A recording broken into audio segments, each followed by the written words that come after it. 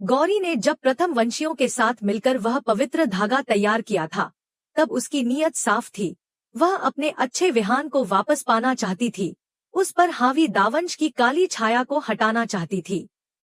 लेकिन नियति को शायद कुछ और ही मंजूर था।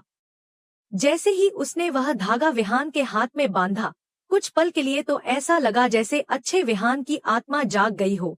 उसकी आंखों में पुरानी यादों की परछाइयां झलकने लगी थी, लेकिन अगले ही क्षण वह सब कुछ बदल गया। विहान की आंखें फिर से लाल होने लगी, उसकी सांसों की रफ्तार तेज हो गई और वह एक बार फिर दावंश में परिवर्तित हो गया। गौरी का दिल कांप उठा। उसने कल्पना भी नहीं की थी कि धागा उल्टा असर कर जाएगा। दावंश ने एक बार फिर उस पर अधिकार जताया और इस बार उसने गौरी को नहीं, बल्कि उसकी ही बहन केसर को अपनी पत्नी कहकर पुकारा। यह सुनते ही गौरी का कलेजा चीर गया। वह जानती थी कि केसर बेहद मासूम है, उसकी भावनाओं से खेलना अनुचित है, लेकिन दावंश चालाक है।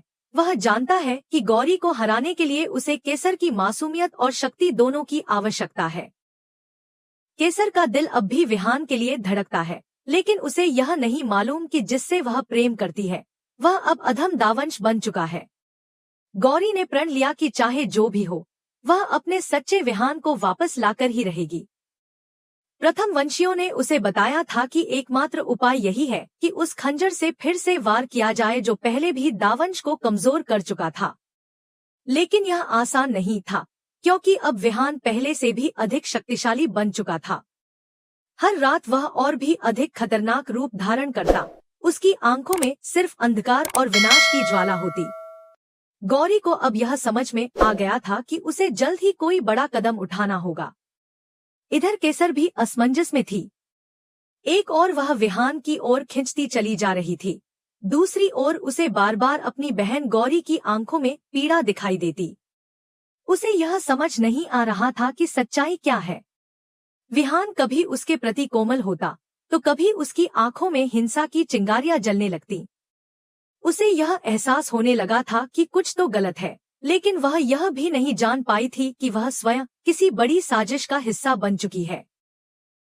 गौरी ने एक बार फिर उस पुराने मंदिर का रुख किया जहां से उसे वह खंजर मिला था, लेकिन इस बार द्वार बंद थे। उसने प्रथम वंशियों को पुकारा, उनके मंत्रों का जाप किया और तब जाकर वह द्वार धीरे धीरे खुला। भीतर घुसते ही एक तेज हवाओं का झोंका आया और उसने महसूस किया कि शक्ति फिर से उसकी ओर लौट रही है। खंजर अभी भी वहीं था, रक्त रंजित, लेकिन सजीव प्रतीत होता। उसे छूते ही गौरी की आंखों में फिर से अपने विहान की मुस्कुराहट उभर आई, वही पुरानी, शांत और सच्ची मुस्कान जिसे वह भूल नहीं पाई थी। अब उसे योजना बनानी थी, विहान को आमंत्रित करना, उसे फिर से एक ऐसे स्थान पर ले जाना जहां दावंश कमजोर होता हो। उसे पता चला कि पूर्णिमा की रात में, जब चंद्रमा अपने पूर्ण प्रकाश में होता है, तब दावंश की शक्तियां क्षीण हो जाती हैं। बस यही वह समय था जब वार किया जा सकता था, अंतिम वार। गौरी ने केसर को भी साथ लिया, उसे सच्चाई का आभास दिलाया। पहले तो केसर मानने को तैयार नहीं हुई, पर जब उसने विहान के बदले हुए रूप को देखा, तब उसकी आंखों से आंसू निकल आए। वह समझ गई कि यह उसका वही प्यारा जीजाजी नहीं है, बल्कि कोई अजनबी है जो उसकी बहन को दुख दे रहा है और उसे भी भ्रम में रखे हुए है।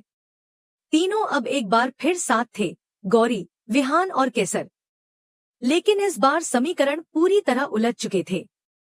गौरी की नजरें सिर्फ अपने विहान पर थीं, लेकिन वह जानती थी कि केसर का दिल भी अब तक उससे जुड़ा हुआ है, और यही बात दावंश के पक्ष में जाती थी। केसर का मोह और उसकी मासूमियत दावंश को शक्ति देती थी, और जब तक यह बंधन टूटेगा नहीं, तब तक वह कमजोर नहीं होगा। गौरी ने अपने हाथ में खंजर कसकर पकड़ा और मंदिर के बाहर उस जगह को चुना जहां दावंश को बुलाना था। जैसे ही चंद्रमा आसमान पर पूर्ण हुआ, हवा थम गई और विहान, या कहें दावंश, प्रकट हुआ। उसके कदम भारी थे, आंखों में एक अजीब सी ज्वाला थी, लेकिन फिर भी जब उसकी नजर गौरी पर पड़ी, तो एक पल के लिए उसका चेहरा नरम हुआ।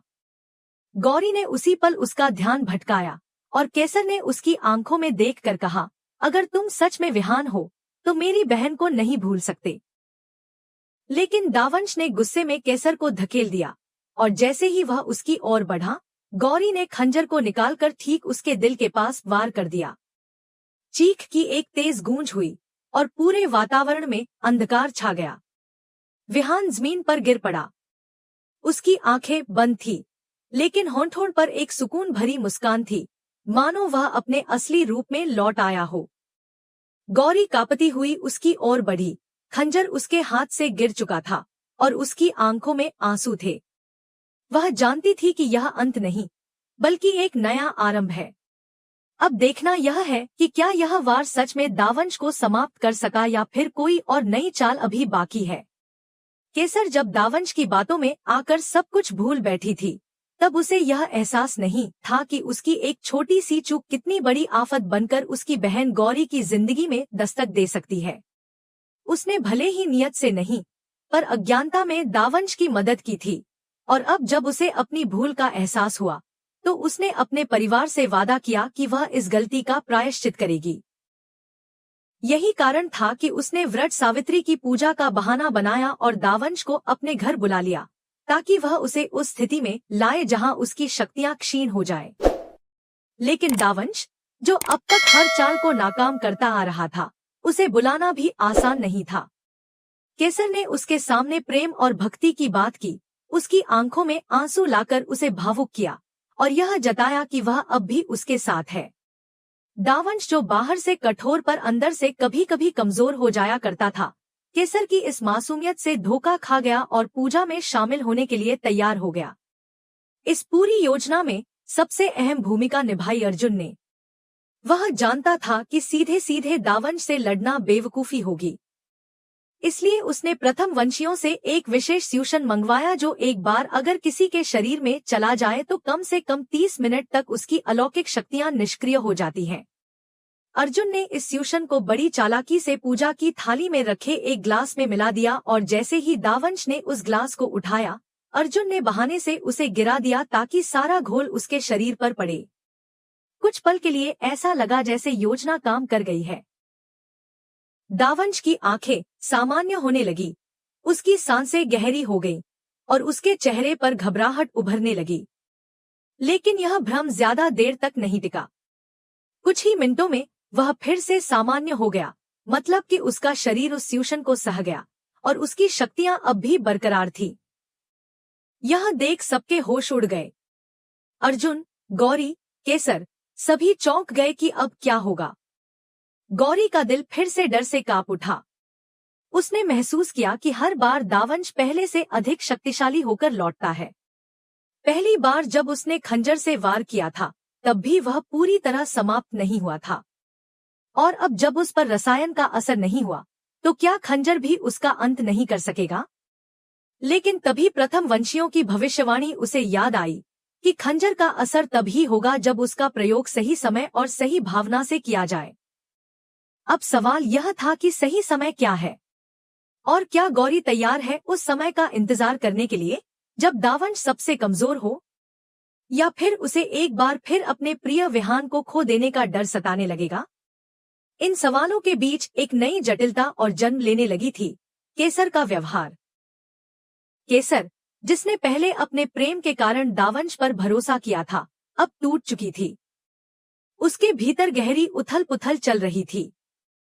एक ओर उसे अपने किए पर पछतावा था, तो दूसरी ओर अब भी दिल के किसी कोने में वह विहान को अपना मान बैठी थी। लेकिन विहान अब सिर्फ उसका नहीं, और न ही वह पहले जैसा रहा। वह आधा अधूरा एक ऐसा अस्तित्व बन चुका था जो कभी गौरी का था और अब दावंश का बन चुका है। यह स्पष्ट हो चला था कि जब तक केसर और गौरी के बीच यह प्रेम और अधिकार की उलझन बनी रहेगी, दावंश को शक्ति मिलती रहेगी। गौरी जितना उसे दूर करना चाहती है, दावंश उतना ही केसर के माध्यम से उसके करीब आता जा रहा है। इस कहानी में अब एक और मोड़ आने वाला था। प्रथम वंशियों ने अर्जुन को संकेत दिया कि खंजर अब पहले से ज्यादा तेज किया जा सकता है, लेकिन इसके लिए गौरी को एक और बलिदान देना होगा।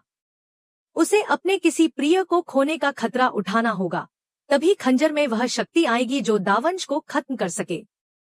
गौरी के सामने अब एक कठिन चुनाव था। या तो वह अपने प्यार को फिर से खोने का खतरा उठाए या फिर चुपचाप दावंश को अपना बनाकर उस अंधकार में समा जाए जो उसकी आत्मा को निगलता जा रहा है। इधर दावंश अब और ज्यादा सतर्क हो गया है।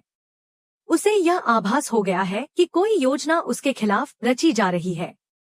वह अब केसर के जरिए गौरी तक पहुंचने की कोशिश कर रहा है और शायद जल्द ही वह उसे इस्तेमाल करके गौरी को हमेशा के लिए खत्म करना चाहे। अब सवाल यह है कि क्या खंजर का अगला वार आखिरी होगा या फिर विहान और दावंश के बीच एक और खतरनाक लड़ाई जन्म लेगी, जो न केवल उन्हें बल्कि पूरे परिवार को खींच ले जाएगी एक ऐसे अंधेरे में जहां से वापसी शायद ही संभव हो। क्या केसर अब भी अपनी बहन के साथ खड़ी रहेगी या फिर भावनाओं में बहकर फिर कोई गलती कर बैठेगी?